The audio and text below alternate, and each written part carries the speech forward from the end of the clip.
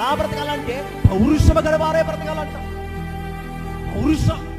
ఎవరైనా ఏదైనా ఒక మాట అంటే మరి ఎలా ఫీల్ అయిపోతాం? ఏంట్రా నువ్వు అంటున్నావు, నన్ను అంటడం ఏంట్రా అంటాం కదా.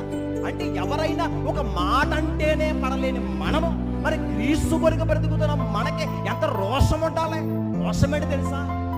ఆవేశమో గొడవకో సిద్ధపడేది కాదు ఇది.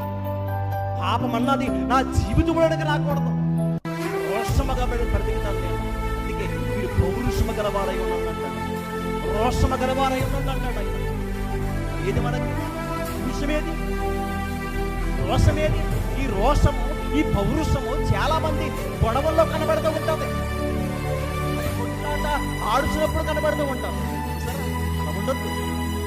ఒక క్రైస్తవుడు ఎలా ఉండాలంటే ఏమంటే పౌరుషం గలవాడై ఉండాలి. ఈ పౌరుషత్వము ఎవరు సంపాదించాలి?